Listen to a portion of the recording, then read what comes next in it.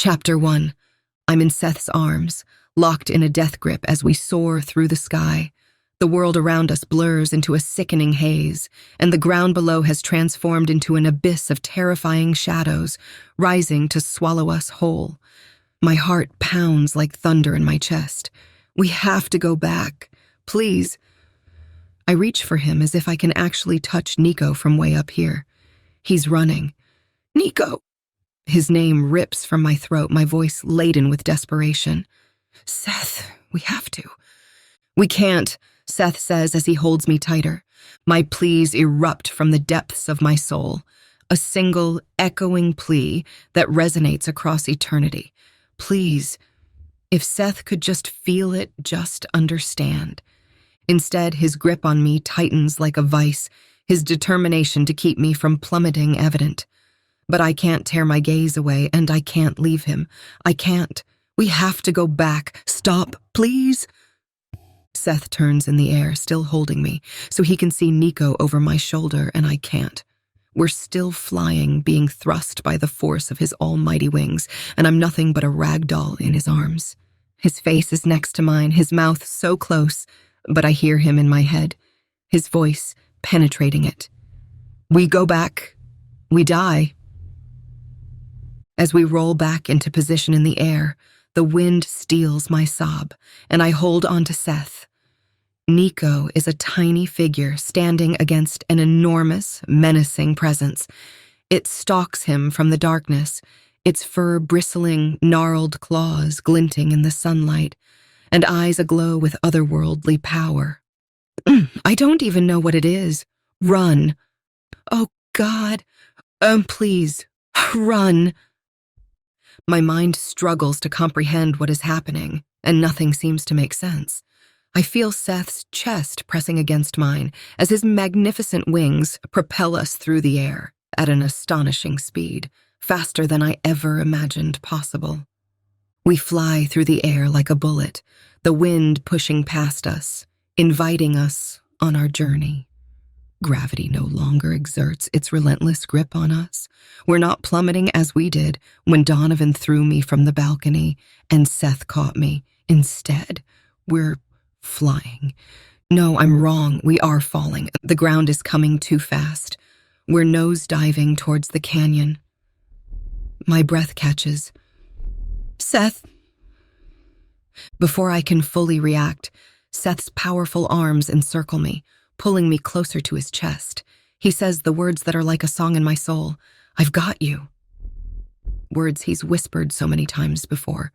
I steal one last glance in Nico's direction, but he's long since vanished from my sight. I close my eyes, burying my face in Seth's chest, placing my trust in him, trusting a vampire. We fall. Chapter 2. The ground is coming up so fast, too fast. I hold on to Seth and press closer into his body. He tightens his embrace, holding me closer. His wings flap frantically, trying to keep us airborne, and he stays focused, ready to make an impact with the ground. We hit and roll, me encased in the safe cocoon of his hold all over again. But I can't help but let out a gasp of shock at the suddenness of our fall. Seth grunts, but then stillness follows. We lay there for what feels like eternity, my head on his chest and the sun beating down on us. His heart is pounding in sync with mine, a deep bass thumping, resonating through our bodies. Seth. I whisper his name, and it feels like we're one single being, connected in ways I don't understand. I have to pull myself back, remember what he is and what he is to me. His eyes and mouth are open, bearing the tips of his fangs. The red circle around his pupils is bigger, as if he's just fed. Blood-red lines snake under his skin, a network of capillaries visible in the sun. The sun. My stomach does a somersault. We have to get you inside. I gasp, then stop abruptly. You're not burning. He shakes his head slowly, his gaze so intense it feels like a physical force pushing against me. No. The finality of that one word sends a chill down my spine, but that is all he says. I push myself off from him, And as soon as I am out of his hold, he sits up straight and his wings fold back in one graceful motion. I feel so lost and strange. I'm not sure what I'm supposed to do. My body is warm from his touch, my nerves buzzing with the way the sun's rays beat down on us. I want to ask Seth if he's okay. I want to ask him what I'm supposed to do. But years of training have my lips sewn shut. He gets to his feet. His wings have folded back now, forming that intricate tattoo across his back. It's just as beautiful as they are, maybe more so. Shimmering blue waves under his skin, ready to come out when he needs them. I don't move as I watch him take a step and stop in front of me. I hold still, ready for the anger, for whatever reprimand I'm due for leaving. I didn't mean to, but his kind won't care about that. Yet inside, I don't feel the same level of fear. "Are you hurt?" is what he asks, taking me aback. I shake my head.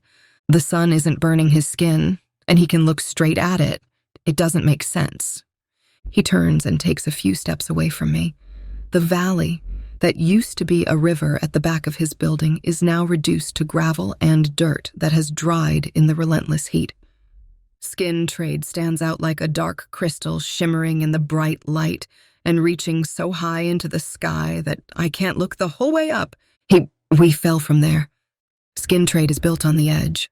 Cracks in the ground create a webwork, covering the dirt leading to his entrance. Small dark green plants dare to sprout out, but some leaves are so burnt, they're almost black. What is left of a few trees push out from the barren earth, forcing their life out of the riverbed. We should get inside. I look back at his place.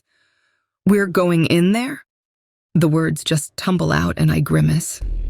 I know I shouldn't question, but he replies, "Yes, it will be dark soon, and what lurks in the darkness is worse than anything we might encounter in the daylight. Your brother, if he has any sense about him, he'll not come here."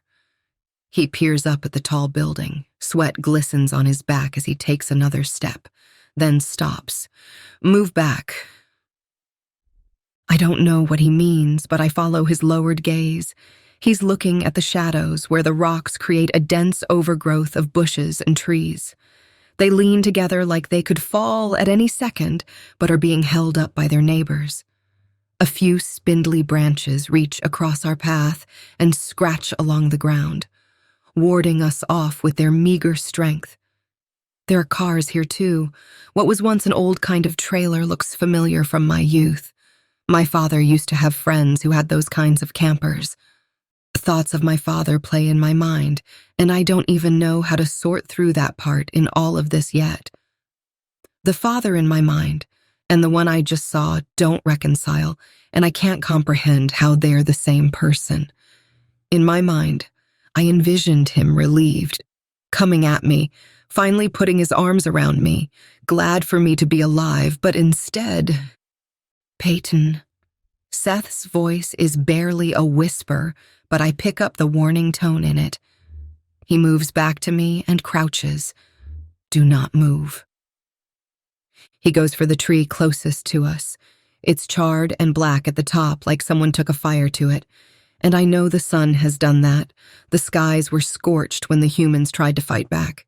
Now it beats down unforgivingly. Seth snaps off the branch, and it comes away with a loud crack. Then I see what he is looking at, and a gasp catches in my throat. Thirsty. There are two, maybe three. The shadows near them move as if there are flames in the sunlight. No, there are 4, 5.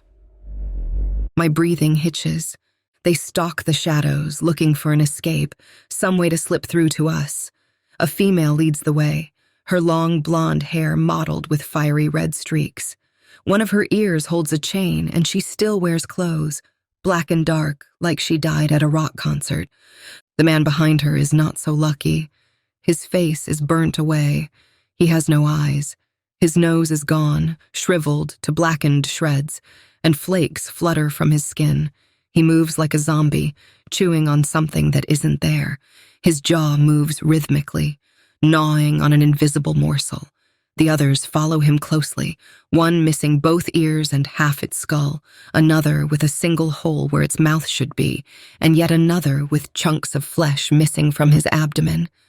They're all staring at me, their fingers groping at the air for me as I stand before them, a meal waiting to be devoured.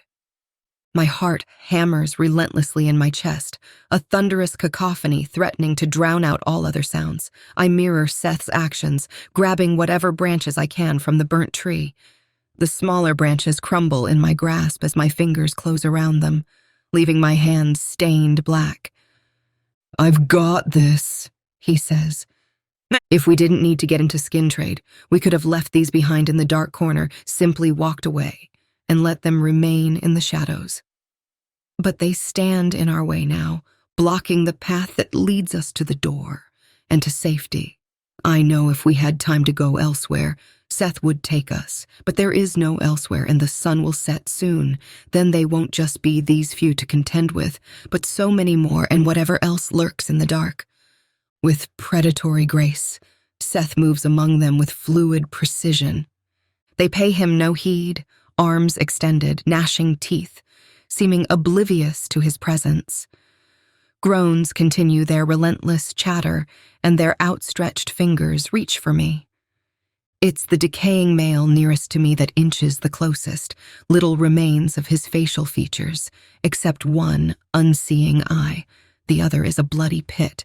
His lips have peeled back from his teeth, exposing blackened gums and fangs. His vacant gaze locks onto mine. It mirrors the one I saw earlier when I was with Nico, the one whose former life I managed to glimpse like a shadow in my mind, or maybe a dream I made up. He steps boldly into the light, extending a trembling hand toward me. The sun beats down, the ever-patient weapon against these creatures poised to lay claim to the undead, daring to traverse its path. The flesh that remains on his arms hisses in the heat, sizzling like cooked meat. A moment later, he glances at it, and for a fleeting moment, his disarrayed consciousness seems to register imminent death before his eyes widen once more and fixate on me. He moves further into the sunlight, exposing more than just his hand. I step back towards Seth. It's like the one that followed me out from the Deathbringers building, seeming to not care about their survival against the sunlight, focused only on reaching me.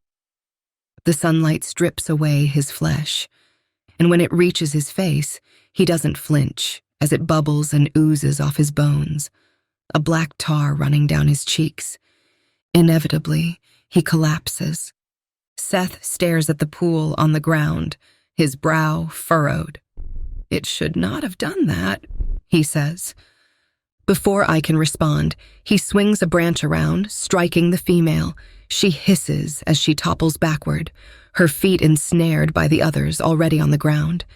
They hiss at her, agitated by her rude intrusion, as they try to scramble towards us. There is no coordination amongst them now.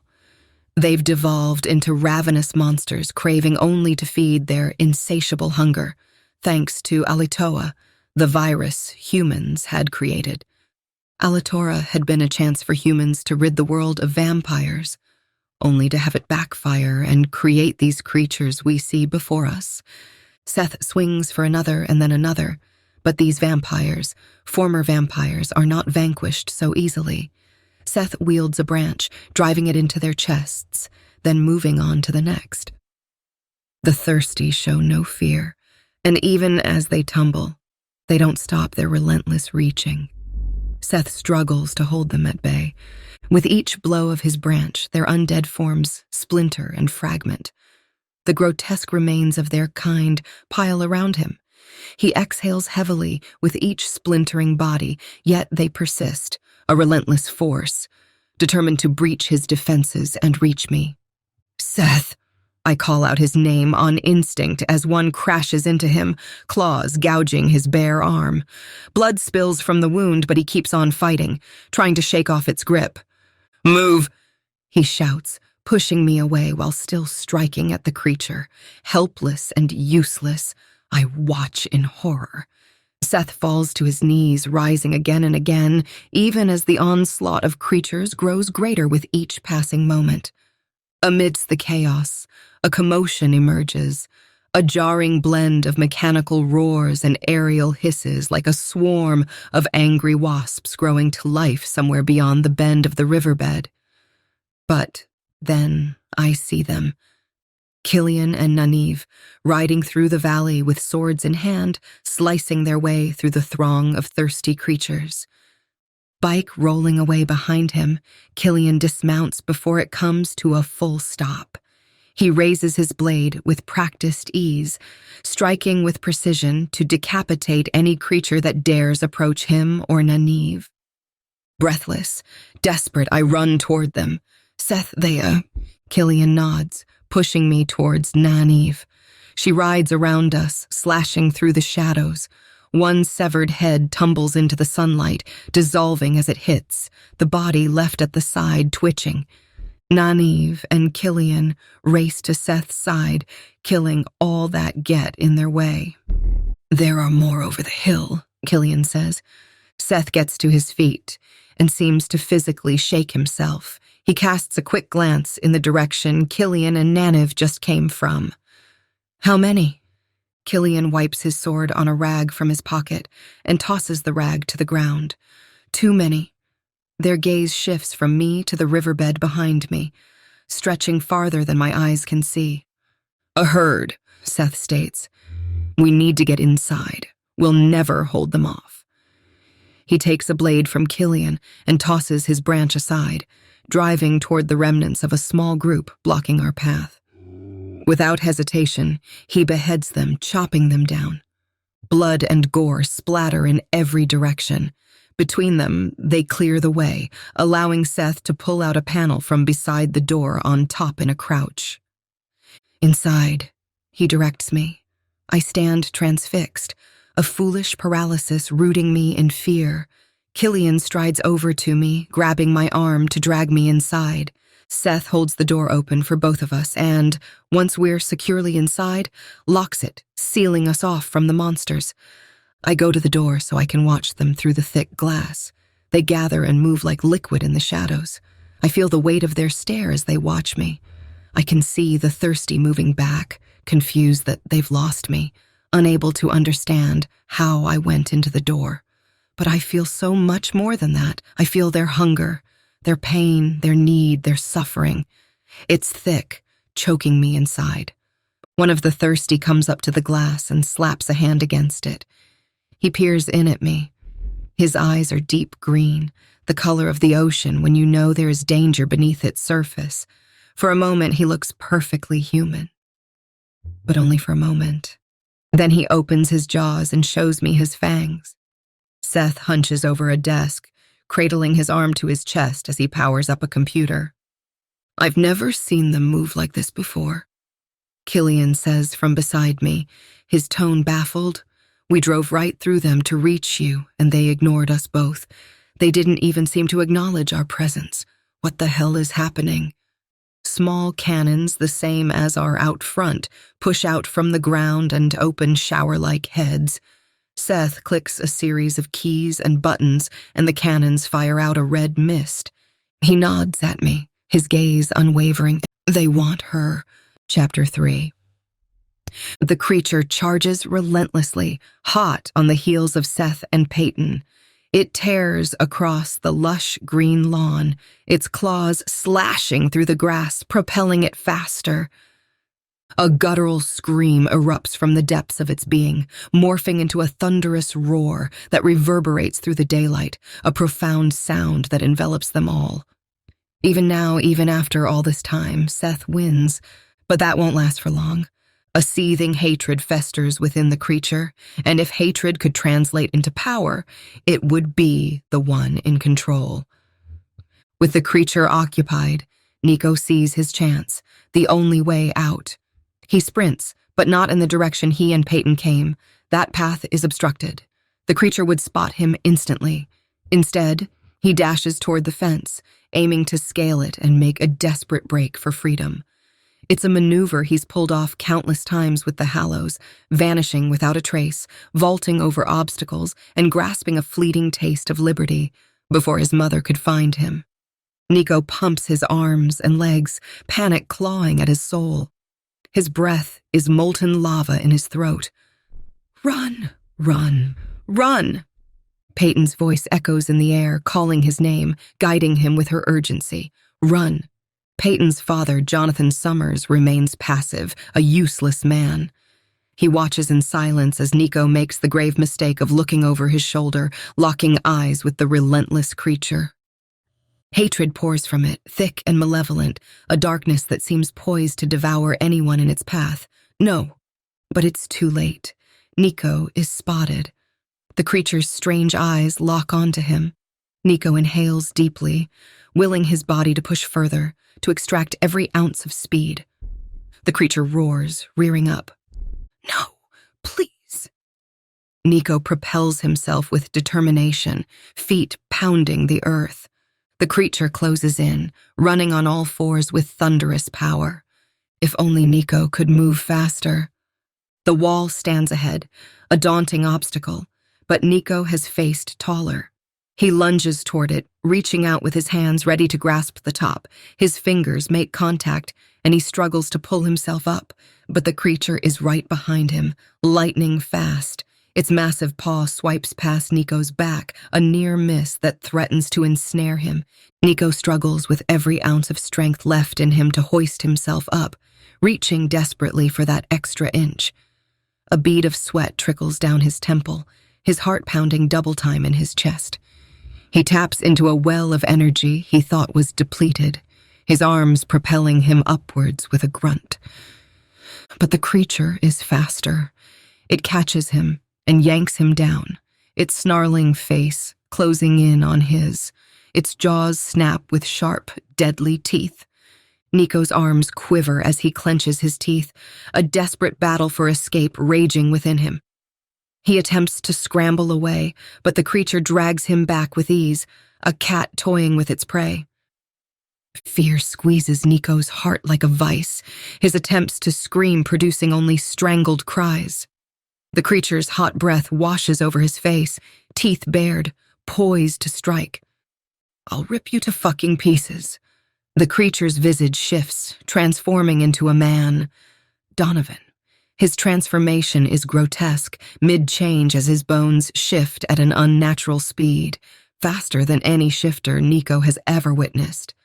The horrific sight forces the scream from Nico's throat, his stomach churning with dread. The shift gives Nico a chance to escape. He takes it, but Donovan is an unstoppable force, closing in on him.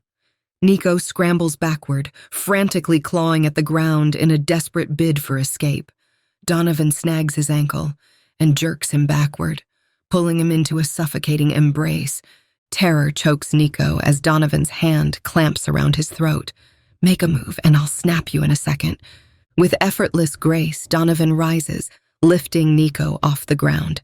Nico's only recourse is to grasp at Donovan's hand and wrist, trying to pry it away as he's hauled toward the door. Peyton's father stands uselessly on the sprawling porch, a silent witness to the unfolding horror. Donovan drags Nico inside and flings him toward two men, vampires. Take him downstairs. The vampire on the left is dressed in a suit, his long dark hair pulled back, his bloodshot eyes not red like Seth's, but rather the crimson hue of a vampire on the brink of starvation, pushed to the very edge of thirst before being pulled back. A torturer for the undead. Donovan's upper lip twitches as he strides across the hallway, where a woman holds out a robe for him. He slips it on, concealing his naked form.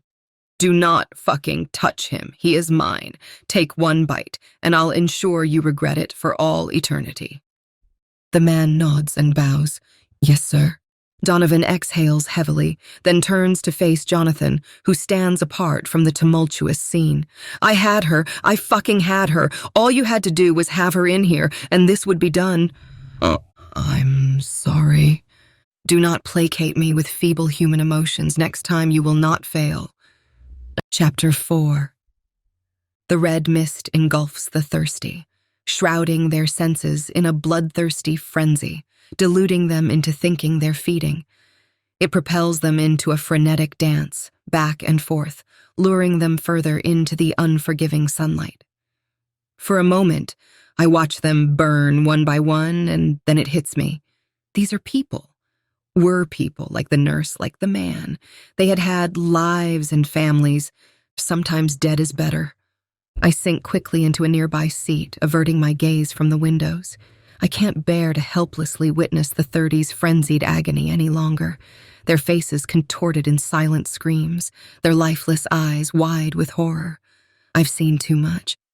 Turning away doesn't stop me feeling them, though. It tugs inside me like a hook, ripping at my insides with sharp claws. Their anguish is palpable, throbbing against my skin like a festering wound. They want her. Seth's words hang heavily in the air. I struggle to find a response for what he said amidst the chaos that surrounds us. Everything unfolds in a whirlwind of speed and sluggish similarity. Wrapping my arms around myself, I try to contain the jumbled mess inside my head. My thoughts are a chaotic storm. Nico, the thirsty, the entire situation, it's all too overwhelming. I never thought I'd be glad of the silence Krivan's place had offered me.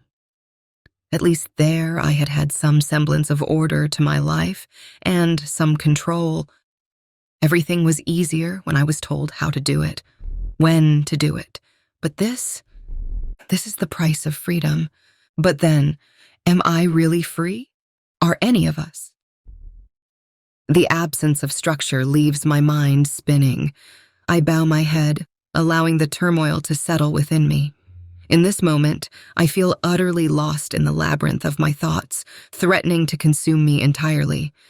Seth, Nynaeve, and Killian talk as if I'm not present, and I seize the fleeting moment of invisibility to simply observe and quiet my restless mind.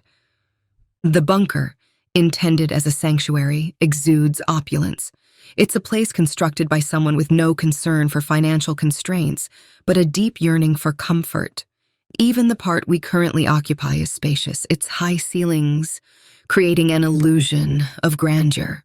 The walls are adorned with polished marble surfaces, adding to the room's lavishness.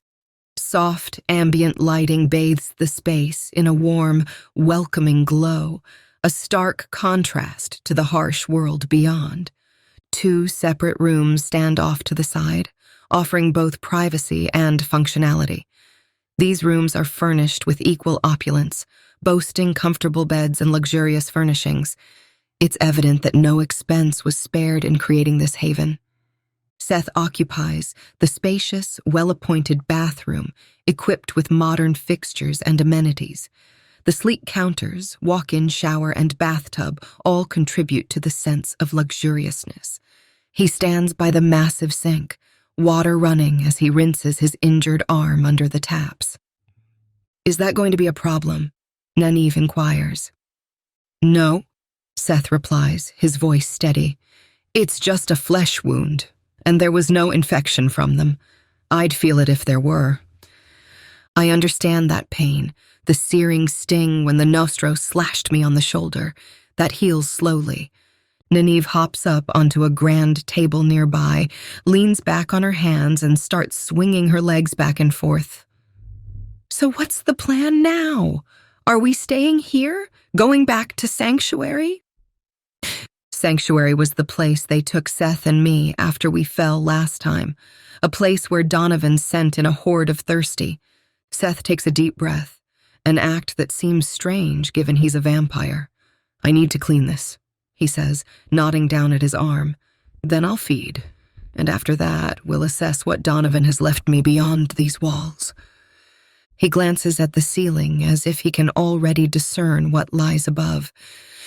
My heart flutters at the thought of the people who once resided here, who might be left. What devastation could Donovan have wrought?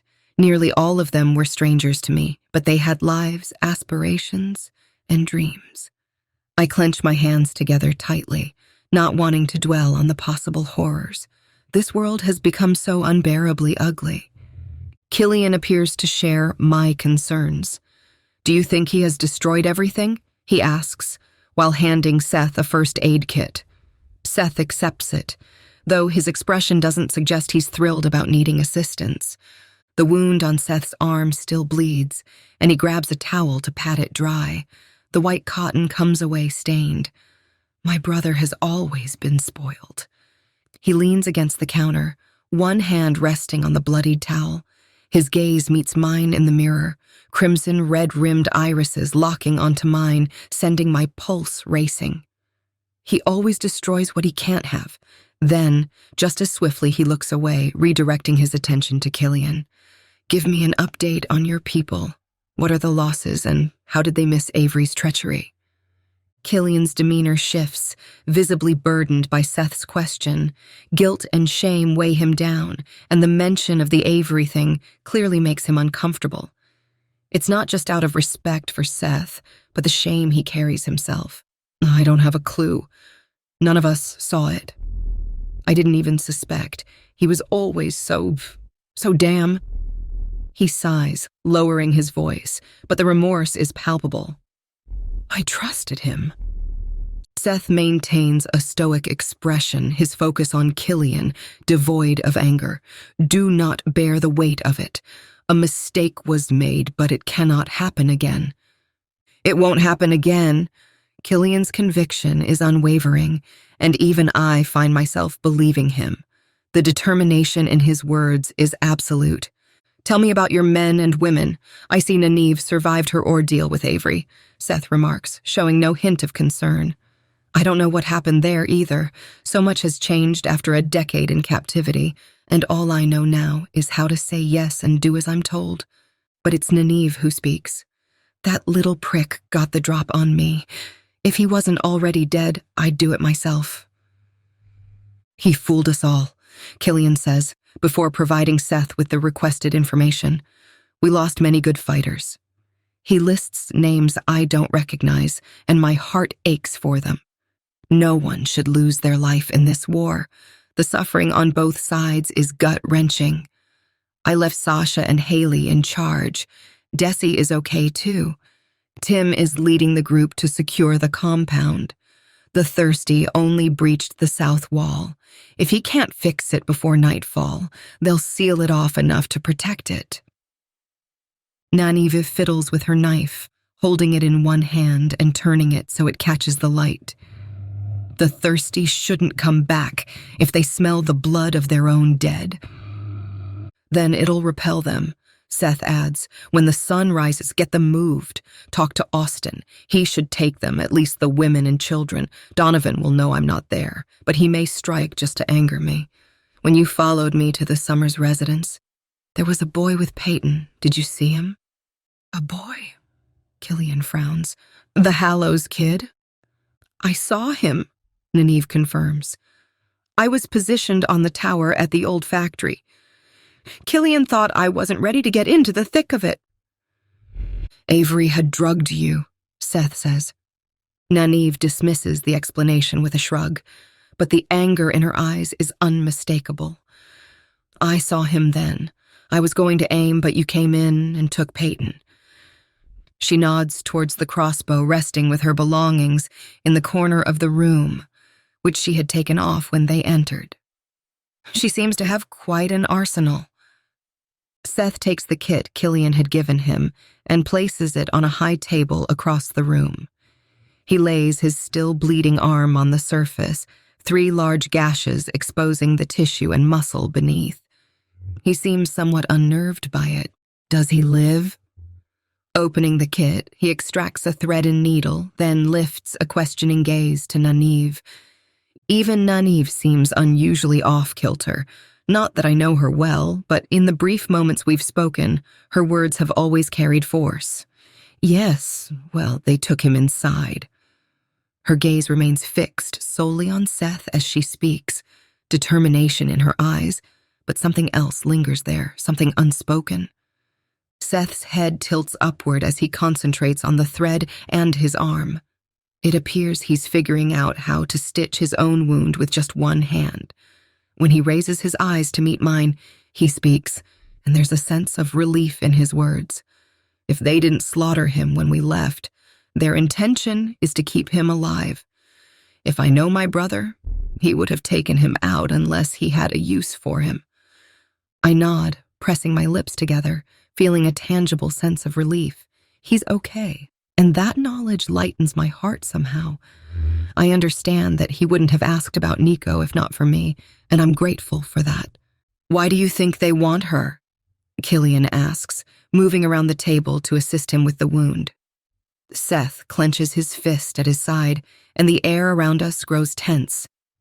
Accepting help clearly isn't something he's accustomed to. Seth's eyes flare red, and a tic works in his jaw, but he doesn't stop Killian from getting better access to the wound. We're all playing our parts here, pretending in one way or another. I have theories, but nothing concrete yet. You're thinking it has to do with her blood? Nynaeve's voice carries a hint of skepticism. It's a possibility, Seth replies. I've never witnessed the thirsty behave in such a manner as they did today. They came out of the shadows willingly, exposing themselves to the sunlight, all in pursuit of her. If I hadn't seen it with my own eyes, I might not have believed it. The thirsty may be deranged, but they understand the basic laws of self-preservation. What I witnessed out there, they showed no regard for their own well-being. I furrow my brow at Seth's explanation. My blood? I struggle to comprehend the gravity of that revelation, what it means, and the way Seth looks at me. The intensity in his eyes leaves me with an unsettling feeling, as if he knows more than he's saying. It has to do with how you're able to walk in the sunlight, Killian says. It has to do with all of this, you think? Seth focuses on his arm as Killian finishes stitching the wound. His expression remains serious. I haven't walked in the sunlight in almost 600 years. I stare at Seth, my heart clenching in sorrow at his revelation. Killian leaves Seth to finish cleaning his own wound and retrieves a shirt from a nearby cabinet to hand him. Seth slips the shirt on and his stare focuses on me. Your blood runs through my veins. His voice is low and filled with intensity. He moves closer to me, and my heart skips a beat involuntarily. I don't resist as he takes my hands, pulling me up from the seat. His fingers are warm against my wrist, a stark contrast to the usual coldness of vampire hands. His touch sends shivers through my body. Softly, he runs a thumb across my healing wounds where his fangs had pierced my skin. I feel you too, he murmurs. You call to me. Gentle fingers lift my chin, tilting my head back. The moment his eyes meet mine, I'm falling, vanishing into some unfamiliar and inexplicable place. I can't look away. I can't move. He has me paralyzed, consuming my entire soul. I try to speak, but my mouth refuses to comply. Seth, I manage to whisper, my voice catching in my throat. I have to close my eyes, allowing myself to succumb to every tingling sensation in my body. Without warning, I'm plunged into a different time, a different place, and I can smell the earthy scent of grass and the comforting aroma of a wood burning in a stove. There's something cooking, too, a stew perhaps, and the scent of Seth surrounds me, a mixture of the outdoors, the lake, the mountains, all rolled into one intoxicating fragrance. I can wrap myself in it, sink into it. I open my eyes to look around me, but Seth is right in front of me, our eyes still locked. I stay silent, unable to articulate the questions burning in my mind. I want to ask him what just happened, what I experienced. I can feel my pulse pounding against his fingers, my breaths quickening. But just as abruptly, he lets go and steps back, turning his attention back onto Killian and everything else at hand. Grab whatever weapons you need. We're going into skin trade to see what devastation my brother has left in his wake. I half expect Seth to instruct me to wait, locking me in the room again, this time ensuring I can't escape. I brace for Nynaeve to shove me back or for Killian to block my path. Instead, Seth flips open a hidden hatch in the floor, revealing a handle. He tugs it, and a panel rises from the ground. My eyes widen at the sight, a cache of guns, various shapes and sizes. They're arranged with the precision of art exhibits, waiting for admiration. But these are no mere exhibits. They're lethal, designed for precision killing. I gasp, watching Seth. He's ready, not just for a battle, but for war, an assault on his fortress. This bunker, this sanctuary, serves more than just for healing and hiding. It's a war room, a command center, ensuring readiness for battle. Observing him, I wonder what war he anticipated. Such preparation hints at fear, but Seth radiates only strength and leadership. Killian stands aside, not aiding Seth, yet I sense his urge to help. It's in his nature, just as it's in Seth's to lead alone. "Do you need blood?" Nynaeve asks, rising from the table and joining Killian. They both eye the arsenal with evident hunger. Nynaeve's perhaps more intense. Were the weapons food, she'd be drooling. The effects of Avery's actions are fading. Seth dismisses Nynaeve's offer. Nevertheless, there should be blood stored here if necessary, unless Donovan has destroyed it. I remain where I am, unsure of my place amid these seasoned warriors and their familiar arsenal. In another life, another version of me, perhaps in a parallel universe, I'd know how to handle these. But for the last 10 years, my experience has been limited to useless tools like butter knives, and I'm surprised we were even allowed to use those. Then Seth, perhaps sensing my unease or simply understanding more than he lets on, grabs a small bag and tosses it onto the table. He unfolds it, revealing knives with blades that gleam like silver. In the center lies a belt. He examines it, then looks at me. "It might be a bit loose, but it'll work," he says, passing it to me. The moment our fingers brush, a jolt of awareness runs through me. The belt, heavy and solid, somehow makes me feel connected to him, to this world. Hastily, I secure the belt around my waist, pulling the leather strap tight enough to feel its burn against my skin. It hangs low on my slender hips, and I sense a weight of history, a tangible echo of despair from it. "Choose your weapons." Seth gestures towards the array of knives he has arranged on the table. "You'll need to attach sheaths and hooks to the belt as well." "You should take 3 blades," Killian advises. I frown in confusion before he elaborates. "One for each hand and a spare on your back, in case you're disarmed." My heart pounds, a mix of fear and adrenaline coursing through me. "Are you expecting a fight as soon as we step outside?" Seth lifts his eyes to meet mine, and for a fleeting moment, I'm captivated. I see not just the Vampire King, but something deeper, more ancient and familiar, resonating within him. It's as if he's calling to a part of me I hadn't known existed. "You call to me," he'd said. "Is it the same? Is it what I feel?" Seth's muscles ripple beneath his clothes as he prepares for what lies beyond. He makes me forget my past, my struggles. He inspires a sense of being more than I am, yet he does nothing overt to provoke this feeling within me. Killian and Nynaeve arm themselves, while Seth is a weapon in his own right. No mortal could face a vampire and survive, and he is the Vampire King. It takes Seth 30 minutes or so to get ready. Killian throws a questioning glance Seth's way when he flexes the fingers of his injured arm, but he doesn't voice the curiosity surely brewing within him. I stand behind them, feeling like a mere shadow. My hands tremble as I dare to touch the hilt of my blade. It feels alive, almost pulsating in my grip. Despite its weight, it lends me a sense of strength. "I do not know what we'll find in there," Seth says to Killian. The red in his eyes has infiltrated the whites, a web of intricate veins mirroring every emotion. But whatever it is, my brother left it as a message. His gaze meets mine again. In just a look, he conveys so much: understanding, reassurance, strength. If anything happens to me, ensure her safety. He's speaking to Killian, but I have no doubt Seth himself would do everything in his power to protect me. I feel it in my core, as real as my own heartbeat. I shouldn't have the right to that protection.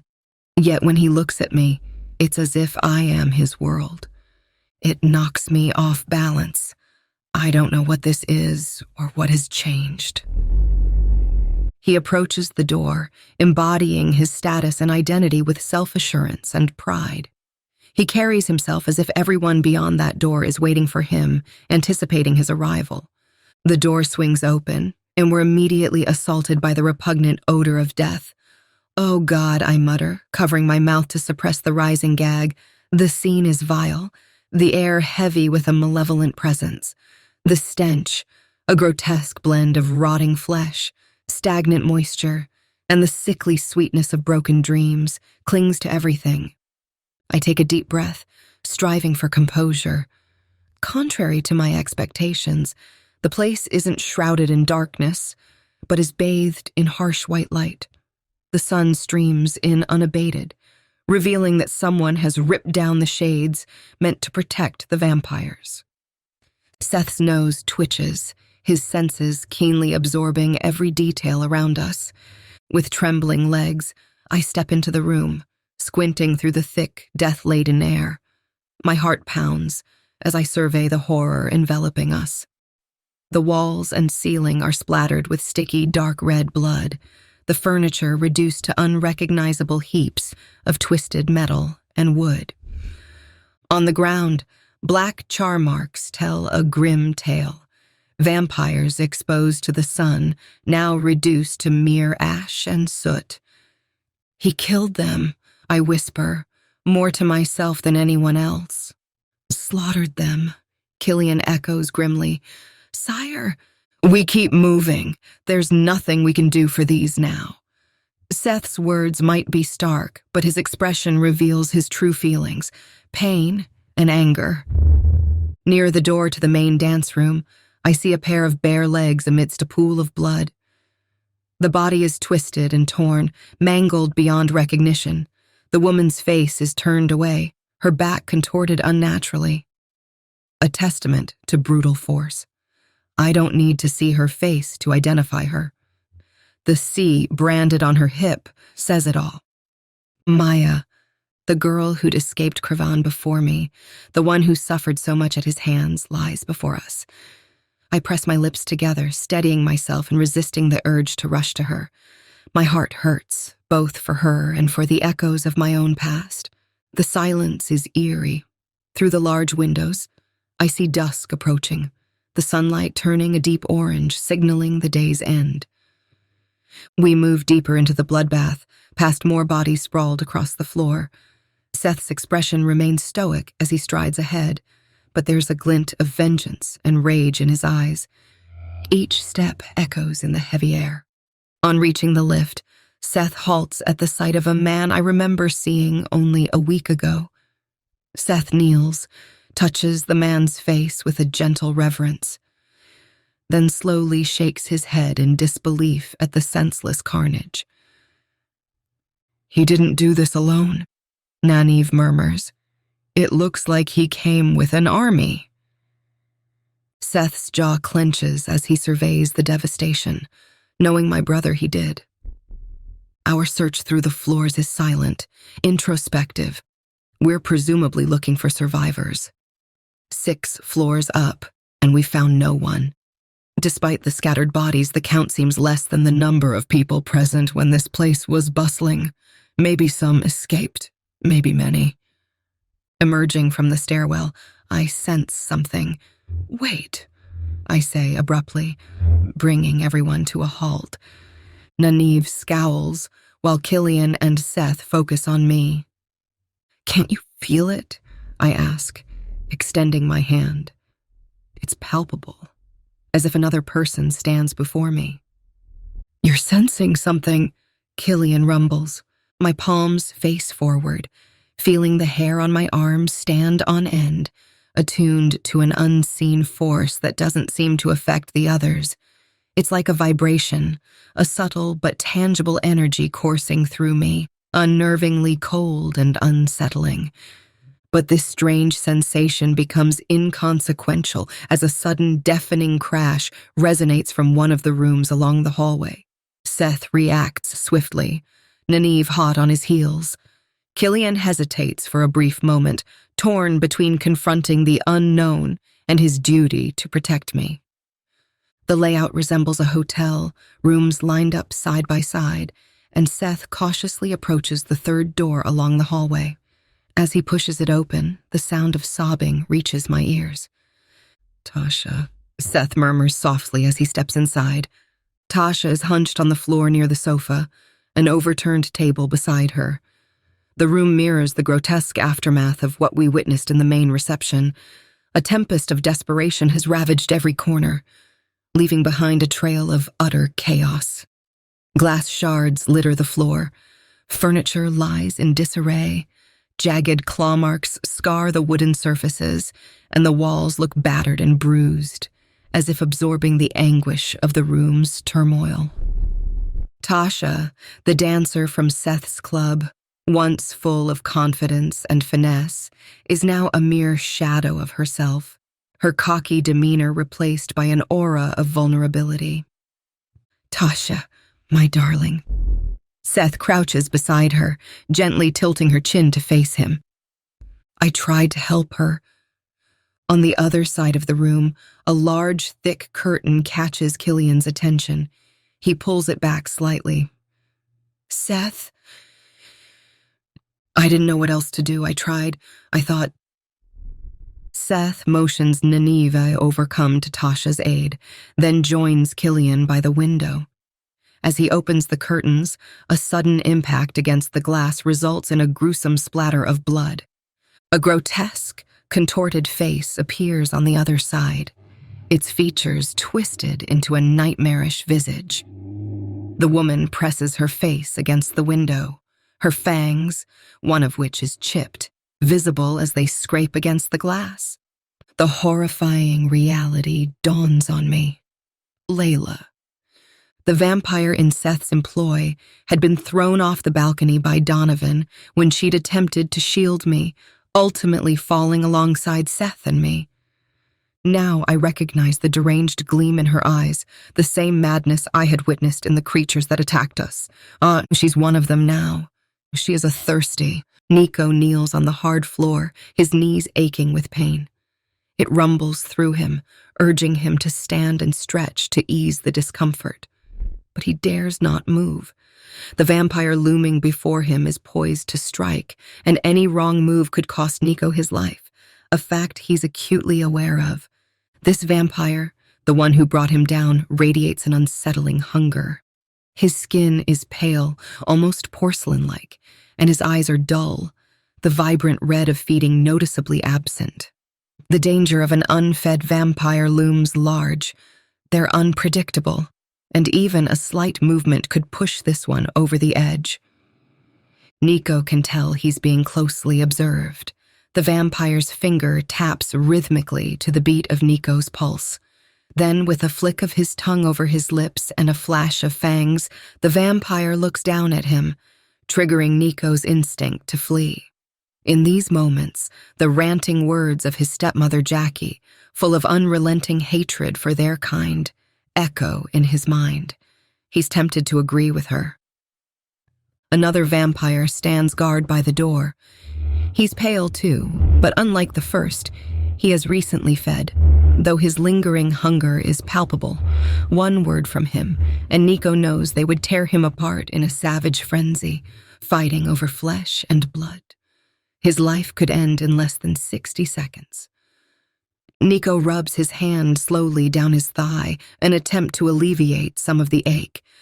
Fear and a flicker of relief battle within him at the sound of heels clicking on the cold, hard floor outside. They're approaching. He inhales deeply, and the vampire emits a low growl. Stay still, stay utterly still. He doesn't lift his gaze as the door opens, and the owner of the deep red heels enters. He catches only a glimpse of delicate feet, smooth skin, and perfectly sculpted legs.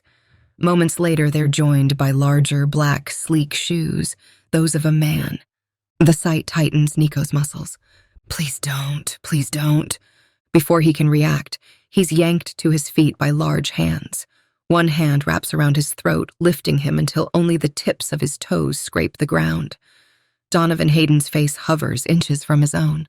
We're going to talk, you and I. When I ask you a question, you're going to answer me. Do you understand? Nico's hands claw at his throat, desperately trying to ease Donovan's vice-like grip, but his efforts only seem to make Donovan tighten his hold more. Donovan's thumb digs into the edge of Nico's jaw so forcefully, he fears it might dislocate. Yes, he croaks. Then we should get along just fine. Effortlessly, Donovan flings Nico into a chair that seemed to have appeared out of nowhere. He hadn't even noticed them moving it, nor the vampire who now stands behind it. Nico lands hard, his back striking the chair, and hands immediately clamp down on his shoulders, pinning him in place. Try to move and we end you. But it's the owner of the red shoes who steps forward. Nico has never seen her before, yet he instantly knows her identity, Amelia. Her reputation is infamous. She is the epitome of beauty, untouchable and ethereal. Her perfection is almost sculptural, as if chiseled by divine hands, her lips, a vivid red matching her shoes, part to reveal her fangs. But despite her beauty, Nico senses her age, a trait most humans can detect in older vampires. Johann, his mother's lapdog, and second in command in the Hallows, would often say, "We can detect the death in them. That's why they must all be killed." Nico remembers how Johann and his stepmother Jackie mercilessly executed a vampire who was scarcely older than a teenager in her human years, justifying it as a punishment for an imagined debt. That moment was a turning point for Nico, when he began to see that some vampires retained their humanity and wished to cause no harm. Amelia leans in, the nail of one long finger trailing along Nico's jawline. She observes him closely, her sinister smile hinting at pain and suffering.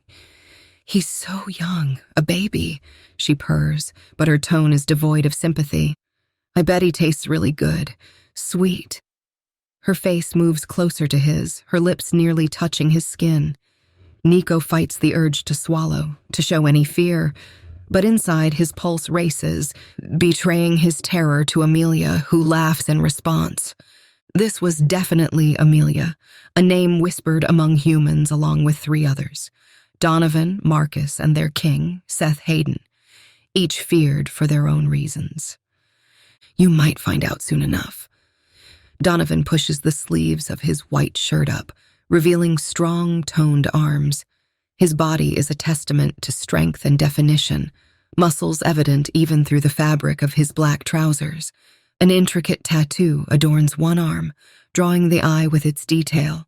"Tell me about Peyton Summers." Nico's gaze shifts from Amelia to Donovan, even as Amelia trails her hand along Nico's chest, her murmurs about his soft skin and warm pulse a haunting undercurrent. When she stands with cat-like movements, she moves to stand behind him, then slices open his t-shirt with a nail and slips a frigid hand inside the torn fabric. Nico tries not to react to the chilling touch. "I don't know her, Donovan raises an eyebrow. "She was with you just a few hours ago. I mean, I don't know much about her, we just met," Nico clarifies, struggling to maintain composure under Amelia's unsettling caress. "I know who she is, but that's all."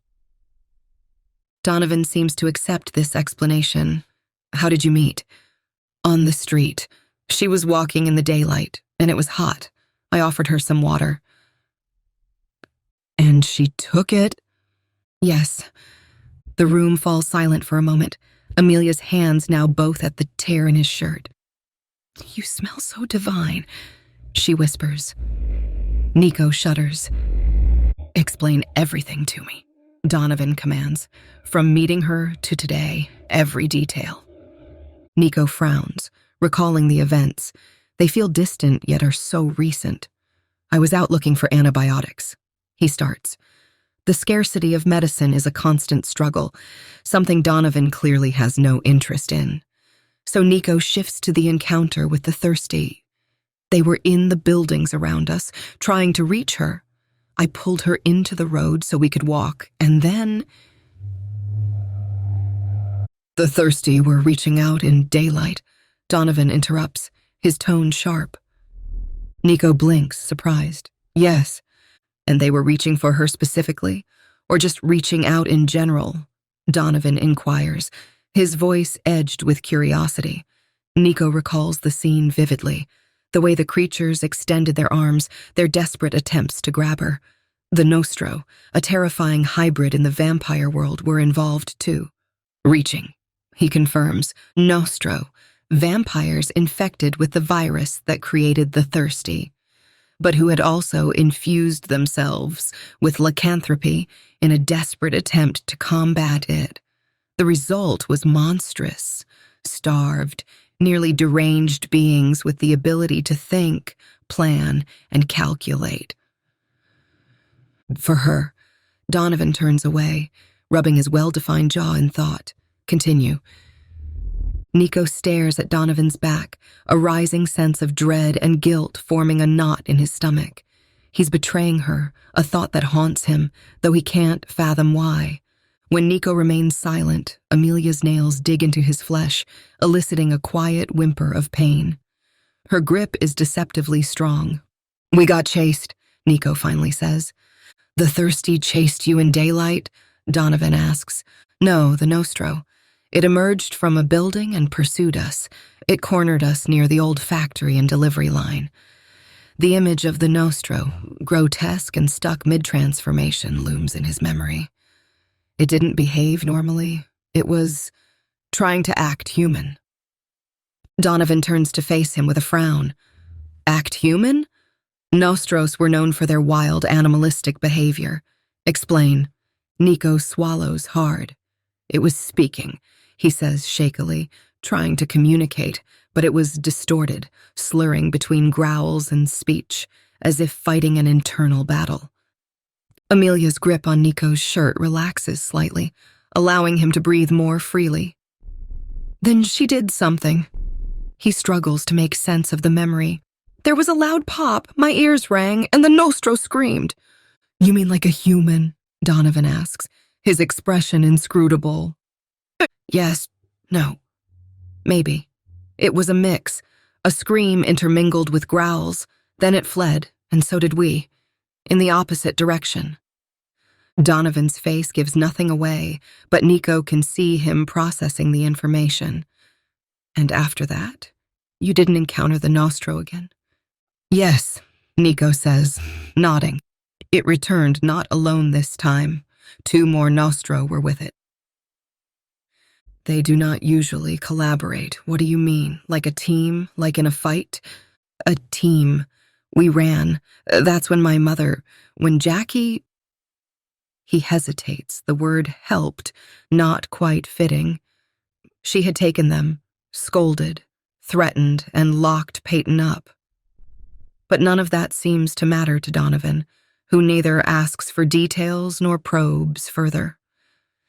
And did you see them again after that? No, we were in the safe house. It's impenetrable. Something flickers across Donovan's expression, perhaps a hint of a challenge to Nico's claim, but he lets it pass. What did Peyton say when she touched the Nostro and it fled? Nothing. She didn't understand what it was.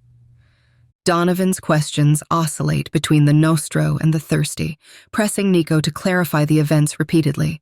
He speaks of leaving the Hallows, but omits details about their escape.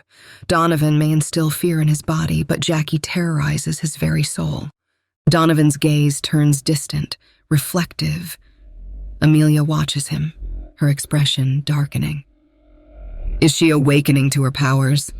Her voice is a blend of curiosity and unease. Her touch caused the Nostro to flee.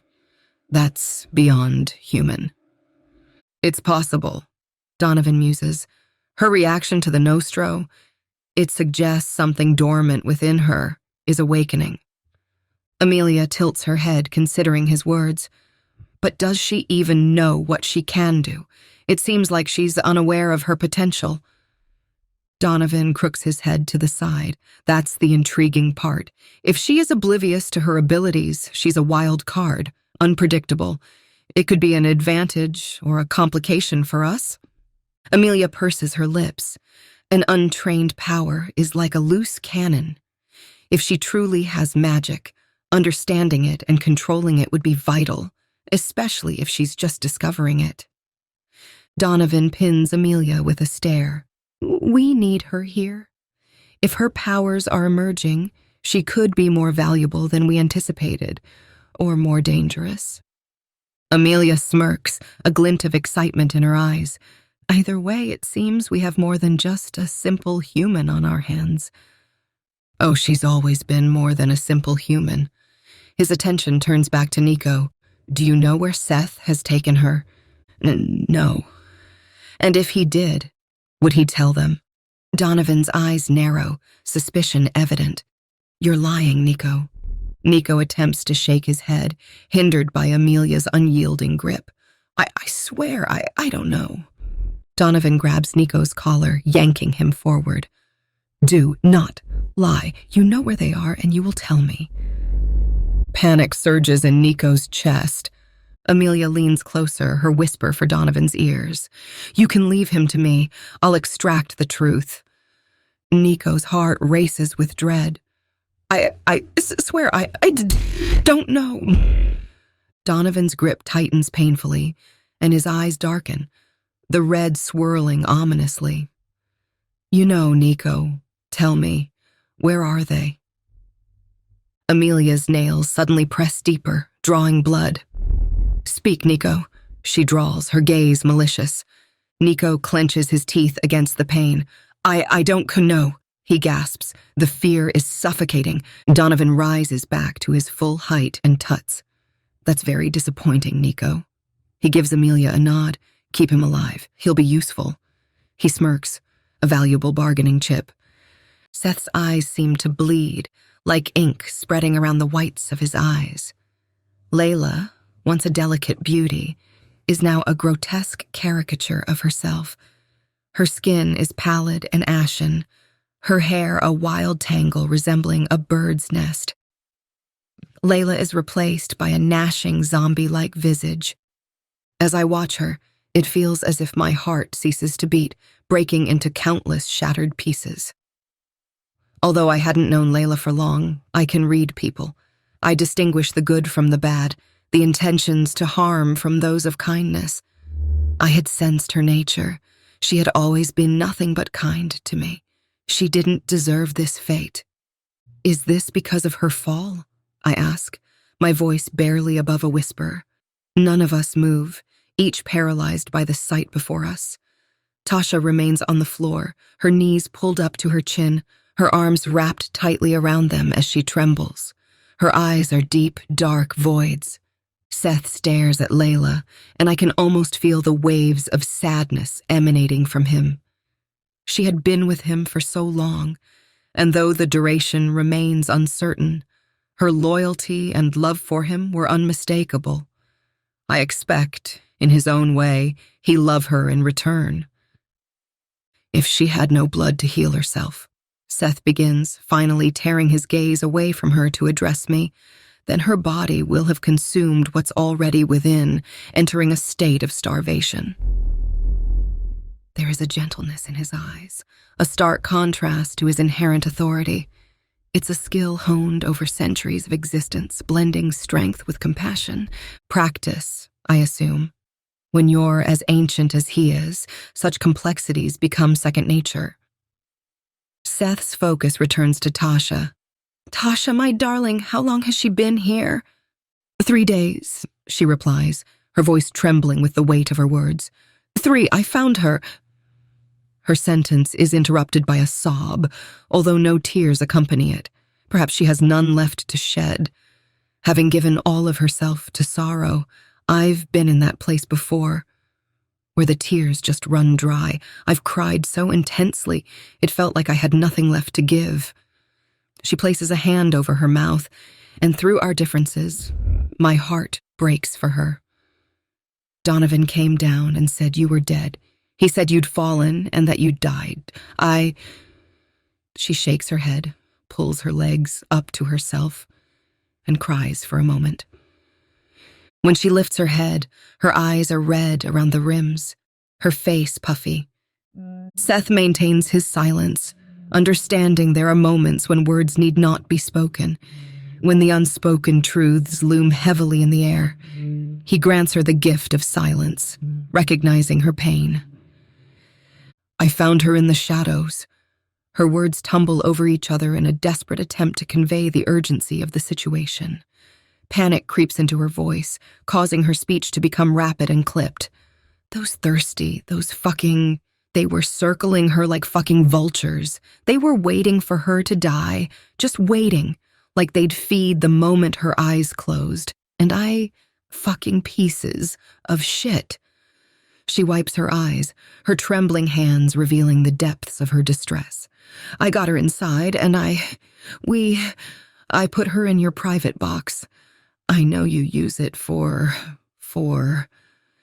The sob takes her. I didn't know what else to do. Killian steps in front of the door we just came through, standing protectively. Nynaeve moves closer to Tasha, but her gaze is locked into the box, her blade in her hand. I move to go more into the room. Not sure where I'm supposed to stand, but by the door with Killian doesn't seem right. Seth puts his hand up. Stop, he says to me. I freeze mid-step, a game of musical statues when the disc jockey turns the music off. Go back to the door. I frown but do what he says. The room is silent as I walk through it. It's not a large room, similar to the one I stayed in when Seth first brought me here. A spacious hotel room, executive suites. I'm not sure why these thoughts occupy my mind. Perhaps it's deflection. Now stop. Walk back to Tasha, Seth instructs calmly and evenly. Walk slowly. Tasha's gaze flits between me and Seth. Her face is pale. I notice that now. Dark streaks mar her cheeks and her lips are chapped. I wonder how long she's been holed up in this place with a crazed vampire. Brave, or maybe a little foolish. If Layla had escaped, Tasha wouldn't have stood a chance. I walk slowly, glancing between Seth and Killian, hoping for answers, but even Killian is frowning. Stop and walk to Nynaeve. I want to ask him why, but I comply, even if it feels foolish. Nynaeve's eyes widen with uncertainty as we watch Layla frantically claw at the glass walls of her box. She's following her. Layla presses her fingers into one of the tiny vents along the side, trying to pry it open.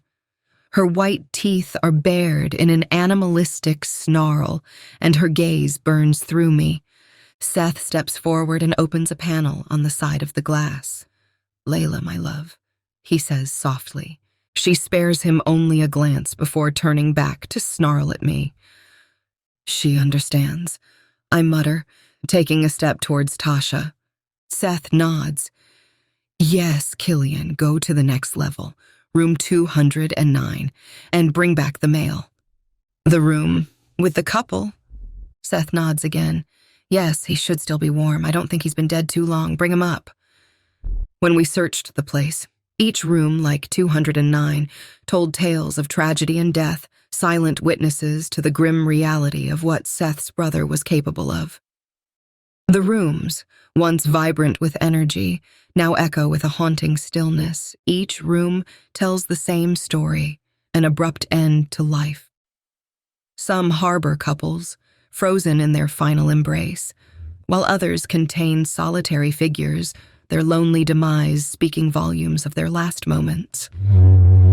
As we moved through the place, the presence of death was overwhelming, lingering thick and oppressive in the air. I don't envy Killian having to return to that.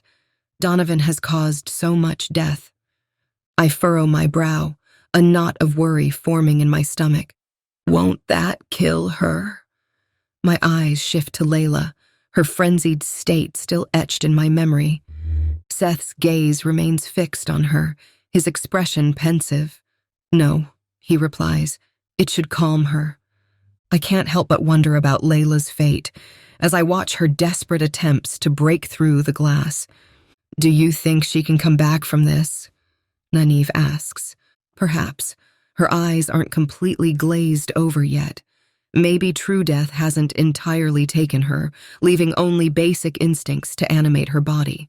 We will try this, and if it doesn't work, then I will end her. It doesn't take Killian long to return with the body. He carries the lifeless male over his shoulder like a discarded rag doll as he pushes the door open and steps back in.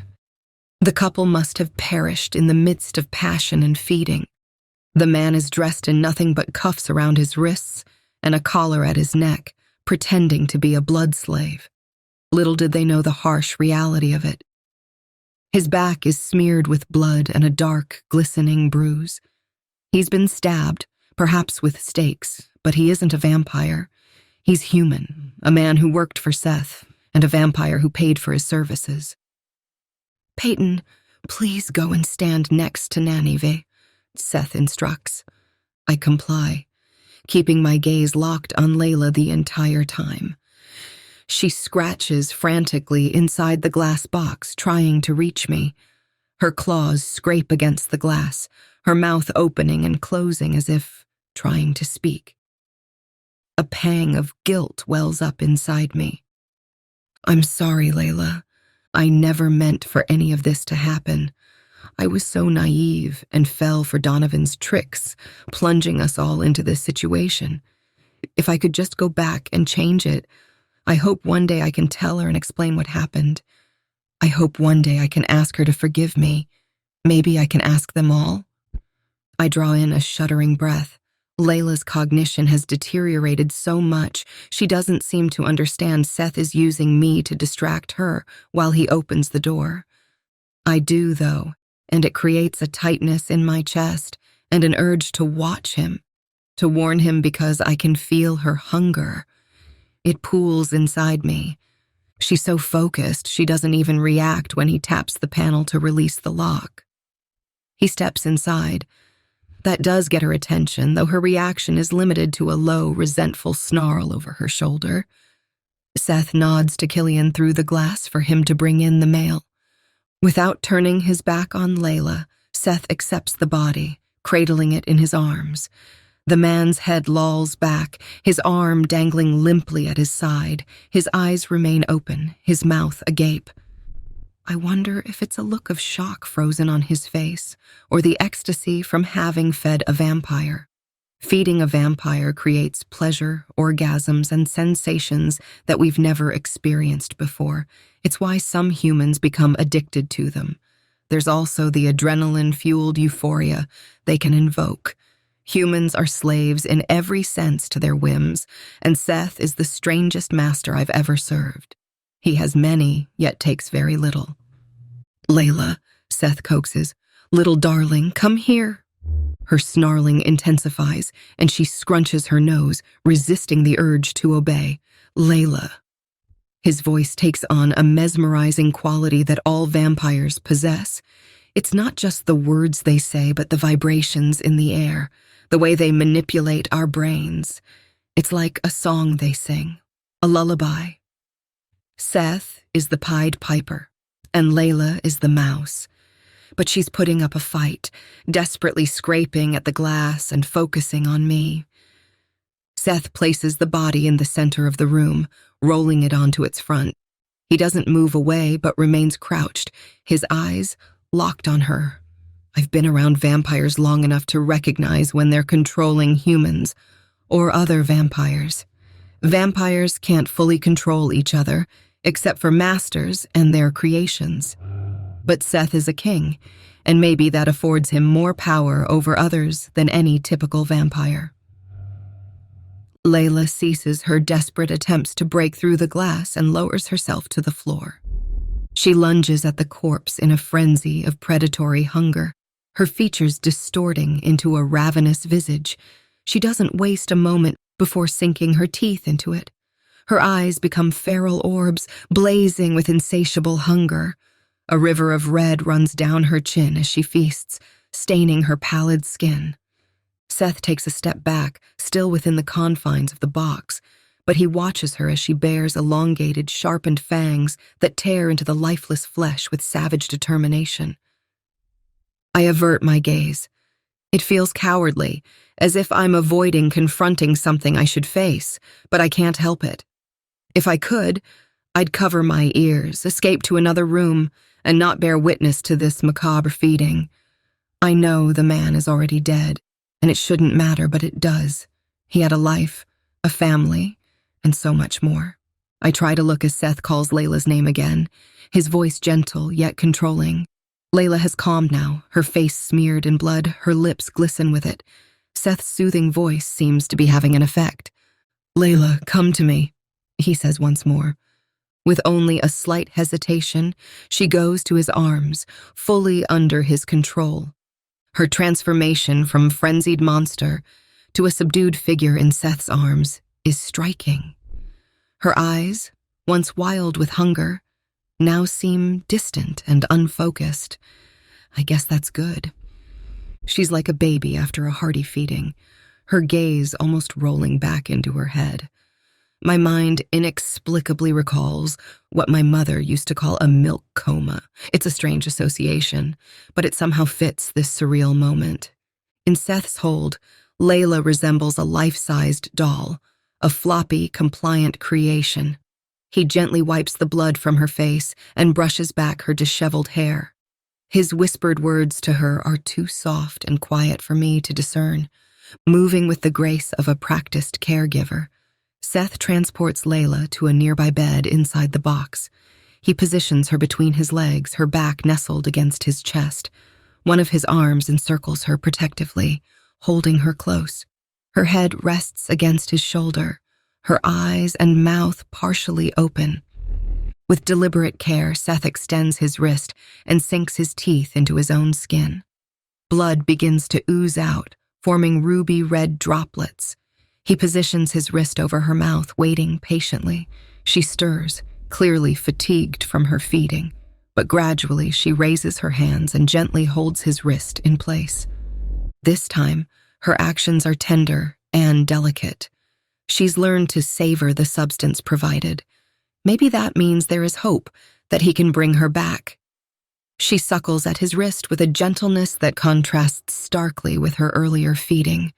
The room is silent, save for her suckling sounds, as we all watch with a mix of concern and anticipation. Nynaeve is ready with her blade. Killian moves around the room, and I'm not entirely sure what he's doing. But none of us pay him much attention, not even Tasha. We're all engrossed in watching, which is why when he speaks, it makes me jump. He has the curtains to the balcony open, and one of the doors, too. He's peering outside. "Sire," he says, addressing Seth with his usual formality. Seth's own fangs are fully extended now, piercing his lower lip, and his eyes seem to glow, but he meets Killian's gaze. What is it? Killian peers at him over his shoulder.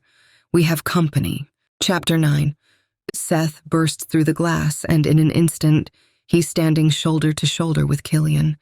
Killian, undeniably a formidable male, pales slightly in comparison to Seth's towering frame.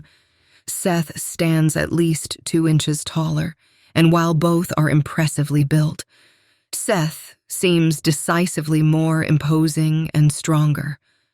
Perhaps this is an integral aspect of his identity, an essential element of the vampire mythos. Both men's gazes fix on a horrifying scene unfolding before them. Seth's grip on the railing tightens, his knuckles whitening with the strain. What's happening? Nynaeve has to crane her neck to peer around both men who dominate the space. She freezes as she catches sight of the chaos, the silence in the room becoming charged. Oh, hell no. What the heck is that? Did Donovan do it again? Killian asks, likely referring to Donovan's issue of letting them in to decimate the army of Seth's Deathbringers. I spot a small curtain off to the side near a small table. Rushing over, I yank it back, revealing a window that offers a view of the outside world, or more precisely, the area within the confines of the skin trade. Seth has created a bewildering illusion, a towering structure with rooms and balconies, all beneath an exterior facade, yet it is meticulously controlled. A canopy shields everyone from the sun's scorching rays during the day and retains warmth during the bone-chilling nights. Emergency exit lights illuminate the area below, designed for the human's needs. Vampires, of course, have no use for such artificial light. They thrive in darkness. From my limited vantage point, I can see the foyer. It's not the darkness that stirs emotion, but the ravenous army below. These vampires, deprived of proper blood for so long, have lost almost all semblance of sanity. They've pried the door open, shattering one side of the glass. Their wretched forms are grotesquely disfigured, some missing patches of skin, with only remnants of clothing clinging to them. Their hair, if they have any, is matted and filthy. They snarl and scramble over one another, their combined force pressing against the door's sheer pane of glass. It shivers and shatters into a cascade of shards, but they seem oblivious to the danger. If anything, it spurs their frenzy, driving them onward, faster, as the opening widens. Survival drives them, a desperate need to feed, yet it's a futile endeavor. Now they seem beyond reason, propelled solely by primal instincts. My knowledge about them is limited, gleaned only from what I've heard from others. As they swarm, their sights lock onto the lifeless bodies scattered across the floor. One after another, they join in the gruesome feast, converging like a pack of deranged vultures. Their inhuman snarls and screeches fill the air, a cacophony of sounds that's nothing short of nightmarish. It's an unending wail that pierces through my senses. I want to cover my ears, to block it out, but I know it would be a futile gesture. It's the kind of sound that echoes in your mind, growing louder with each horrific moment. Eventually, they focus on a single body, forming a monstrous circle, tearing at its flesh with the ferocity of wild animals. They are no longer sentient beings, but ravenous beasts. The thirsty, I utter in a trembling whisper. Seth leans over, observing the thirsty below, who remain oblivious to our presence. The systems outside must be shut off, he muses, likely referring to the cannons outside, the same ones activated in the bunker. I remember them vividly from my first night here, when Seth brought me after purchasing me. Like out back, the cannons rose from the ground, emitting a bright red mist, deceiving the thirsty into thinking they were covered in blood, likely laced with some toxin. There were guards stationed outside, poised to fire at any of the creatures that drew near. They might not be the most intelligent creatures, but it won't take them long to figure out how to reach the higher floors, Seth notes. They're occupied for now, Killian says. Aye, but not for long. Seth turns and approaches me. It's not that he's coming specifically to me, but rather into the room. I catch the moment he steadies himself against the doorframe. If it were possible for a vampire to lose color from their face, Seth does just that. I'm about to ask if he's all right, but he seems to anticipate my concern. He looks directly at me and subtly shakes his head, a gesture so slight I almost miss it. But I understand and remain silent, asking nothing. He inhales deeply, his chest expanding as he attempts to regain his composure. If Killian and Nynaeve notice his momentary falter, they make no comment. Once he's back in control, Seth strides over to the glass box and the control panel, inputting a sequence. A hissing mechanism activates, and a red light blinks in the corner, indicating action. He nods toward Layla. You should be safe in there as long as they don't breach the glass, but it won't be easy for them. I need to head to the base level, to the office. The control panel for the cylinders is there. We need to get them firing before the Horde figures out how to get up here. He meets Killian's gaze squarely. King or not, I fear their sheer number might even be too much for me. Killian closes the balcony window, muffling the disturbing sounds from below.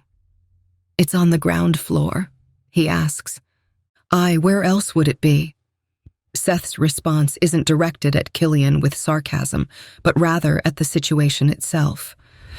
"We can reach it if we make it to my room. We'll take the private lift, though I suspect the power will be out, and we'll have to use the stairs. The problem is, however, the stairs and lift lead directly into the middle of that mess," he says, gesturing towards the balcony. I can still see them through the small window, a swarm of bodies scavenging for every morsel they can find. How long before they clear it all and come searching for more? "Is there some kind of poison in the red mist?" "Vampire blood," Killian reveals. "But will it kill them?" Seth nods.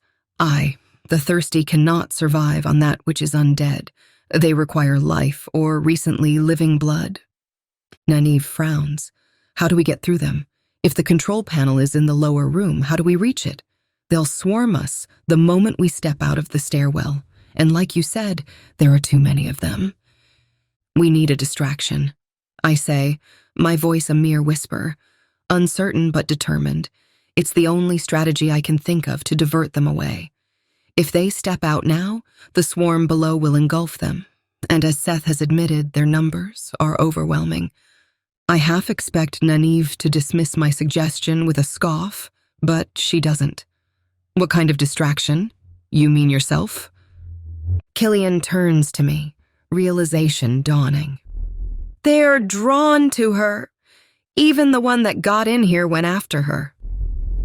He understands what I'm implying. "I will not put you in their path," Seth growls, his protectiveness evident. "They will kill you, and it will all be for nothing." "And if they kill you, where does that leave us?" I blurt out, then immediately regret my brashness. I bite my tongue, wishing I could retract my words, but Seth doesn't scold me. "I will not risk anyone. We will get down to them and deal with it ourselves," Seth insists.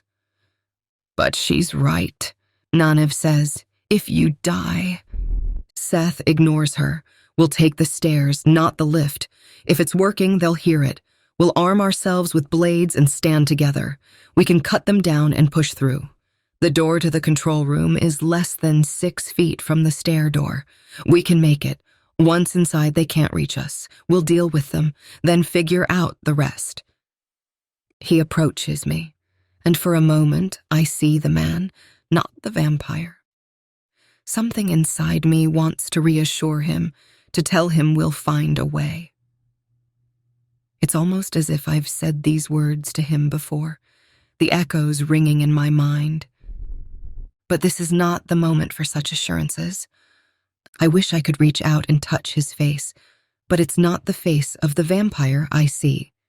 Instead, we're somewhere else entirely, in a cabin with flickering firelight casting shadows around us. I wish he'd stop projecting these images into my mind. I don't understand their purpose, but as I come back to reality, I see him watching me, his expression unreadable. "I don't want to stay here," Tasha interrupts, her voice cutting through the tense atmosphere. She tries to rise, her hand bracing against the seat. Her demeanor is less shaken than before, but far from composed. "Please, don't leave us here." Seth doesn't approach her. He shakes his head. "It's safer for you to remain here. There's less risk if you and Peyton are secured in this place." "What if they get up here?" Tasha's voice trembles. "They won't. We're too high up and they have to navigate the stairs. It'll take them time, and by then, there'll be nothing but ashes." Killian finishes for him. Seth's gaze returns to me. "Lock the door when we're gone. Under no circumstances should you open it, and don't even think about leaving this room." The last part is a clear reference to my previous wandering, an inexplicable decision that landed us here. "Okay," is all I manage to say. Seth's gaze lingers for a moment, and there it is again, that unsteadiness in him. Something feels off, a subtle imbalance, but I can't tell if it's real or just my own unease reflecting back. He staggers slightly, then steadies himself, holding the doorframe a moment too long before stepping out. I close my eyes, silently pleading for their safe return. The door shuts behind them, leaving Tasha, Layla, and me in the room. Layla lies still where Seth left her, but I know she isn't dead. I can sense it, feel the alteration in her very essence. I press my palm against the glass, watching her, but she remains motionless. "This is your fault, you know." Tasha's words slice through the silence, bitter and resentful. "If you hadn't come here, if Seth hadn't bought you—" I stay silent, her words not frightening me. I've endured worse during my time with Craven. Sometimes the women were more terrifying than the vampires, especially when I was just starting out in that world. It was a brutal hierarchy, and as I climbed through the ranks, more due to age than effort, I never became one to inflict pain on those newer and younger. The world is terrifying enough without making it worse. Instead of responding, I move away from the glass box and approach the balcony to look outside more deliberately. I need to see if Killian and Seth are okay. Below, at least 3 dozen of the thirsty are piling up, creating a grotesque spectacle. It's chaotic, devoid of any order, like a bizarre, frenzied congregation. It reminds me of the concerts my mother used to attend, with crowds cheering in theaters. But this is different, an unnerving display of desperation as they all head in the same direction. Outside, beyond the expensive panes of glass, the darkness moves like liquid. I catch glimpses of blinking lights from other buildings. The city beyond the doors Seth drove me through. Businesses, the outside world. It's clear why the thirsty have congregated here. This place might offer food without the threat of immediate death. One of them, a man who might have been old in his former life, turns towards me. Gray hair adorns his head, but a bald patch is prominent at the center. His face is battered, bloodied. He doesn't strike me as a longtime thirsty, not with the determination etched into his features. His lifeless eyes betray his true nature, as do his hands, clawing at the air. He raises a hand towards me, his mouth opening. I'm certain he's trying to speak, but his words are lost to the distance, his mouth moving silently. Beside him, a younger man, perhaps of Asian descent, also turns to gaze at me. Our eyes meet. The graininess in his eyes is deep, pronounced. His face, more decayed than the older man's, suggests he's been a thirsty for longer, despite his youthful death. The elderly man tries to speak again, another thirsty, a woman with scraggly dark hair and patches of scalp torn out, also turns to look at me, followed by others. Only those who appear less decayed seem capable of forming words, their lips moving silently. I find myself leaning forward, as if straining to hear them. I want to step back, to break away from their gazes, but I'm captivated, much like the night Donovan first held me with his mind. My body is transfixed, but my mind remains alert. "No," a whisper echoes in my head.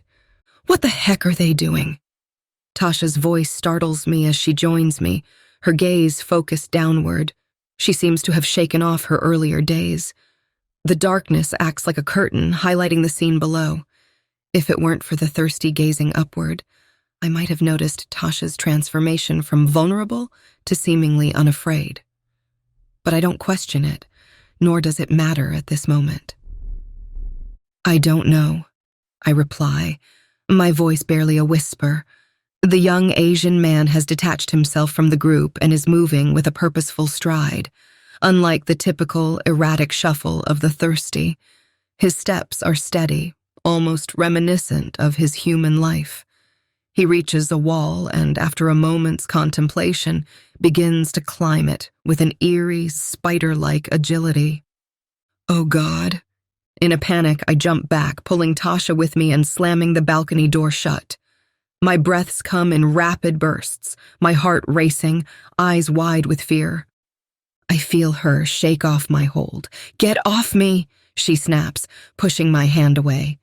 But my focus isn't on her.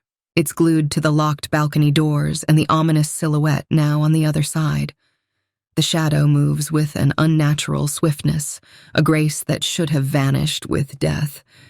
Then, dropping from the railing, it lands on the balcony before rising to its full height. "Run!" I scream, terror lacing my voice. Whirling around, I dart towards the door, my hand gripping the handle, yanking at it desperately.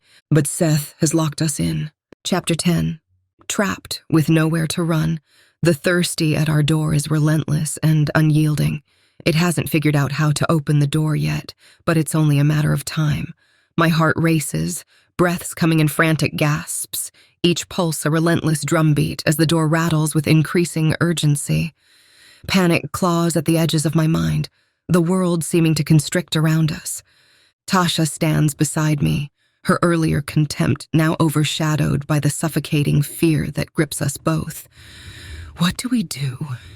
she whispers, her voice thick with desperation.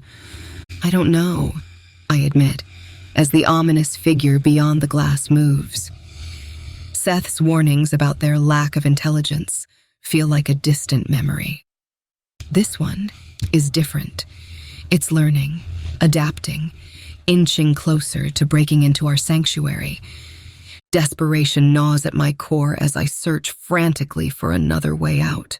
We're trapped, defenseless, and the creature's crude attempts to unlock the door become increasingly frenzied. "No," I gasp as the lock gives in and the door starts to open. A shiver of dread courses through me as the creature, born of starvation and decay, slithers into the room, its features twisted into a nightmarish snarl. Its eyes meet mine, and I refuse to look away. The rules of survival dictate never to be the first to avert your gaze. That's what my father used to say in business, too. Looking away shows cowardice. My trembling hand fumbles around for a makeshift weapon. Anything. The room is a chaotic battleground of broken chairs and splintered wood, remnants of Donovan's rampage. My fingers curl around a jagged piece of wood, and I pull it in front of me, using it as a shield. I thrust it out. "Stay back," I warn, even though I know the words won't stop this thing. It moves unhurriedly, circling us with predatory deliberation, biding its time for the right moment to strike. Seth is wrong. Intelligence gleams in its eyes, a primitive understanding of its desire and the calculated means to get what it wants. "Stay right there." The thirsty twitches, flaring its nostrils as if it can smell my racing heart. "Keep it there," Tasha says. Out of the corner of my eye, I see her moving. "Tasha?" But she's stepping away from me, taking small, cautious steps. It's going to attack her. But no, it makes no move towards her. Its dull eyes are locked on me, and I maintain my unwavering stare, silently pleading with it to stay put. I do not want to be the damsel in distress, but right then I wish Seth and Killian would come back. It makes guttural noises, hissing and growling, but its words are devoid of any meaning. A crash below, followed by shouting, shatters our silent standoff. Seth, Killian, and Nynaeve must have arrived on the lower floor, inciting a vicious response from the thirsty. Their screeching and hissing reach a fever pitch. The creature takes a step closer, lips curling back to expose its fangs. I grip my makeshift weapon tighter, bracing for a desperate defense. Tasha, standing in front of the glass box, her face a mask of determination and fear, suddenly lunges at the creature with a wooden leg in hand, bringing it down onto its back. The creature hisses in response, its fury evident as it turns to confront her. She leaps back just in time to evade its clawed swipe. Seizing the opportunity, I strike its head with my stick. The blow is solid, but it only dazes the creature. The door to the room bursts open. Tasha has opened it. She must have had the key all along. Our eyes meet briefly, but before I can react, she's gone, slipping out and closing the door behind her, leaving me alone with the thirsty. As the creature lunges at me, I push a table toward it, sending it crashing backward. It's dazed, its brief moment of cognitive clarity dulled. I scramble for the door, bursting into the corridor and jerking it closed behind me. Tasha is gone. The corridor is shrouded in darkness, with only the faint green glow of an exit sign for guidance. The thirsty smashes against the door, trying to break through. As I reach the door leading to the stairs, it opens, and not just one, but 3 of them emerge, snarling and clawing. In panic, I run, desperately seeking an escape. I manage to open the door to another corridor, but a gnarled fist slams into my back, sending me sprawling.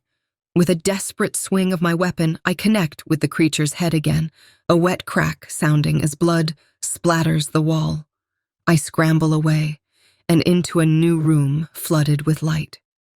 Seth must have reached the office because the lights fully come on. It's not sunlight, but it still hurts their sensitive eyes. Yet, the woman accompanying them shields her eyes, a behavior that shouldn't be possible. They're thinking, they're thinking, they're thinking, they're thinking, they're thinking, they're thinking, they're thinking, they're thinking, they're thinking, they're thinking, they're thinking.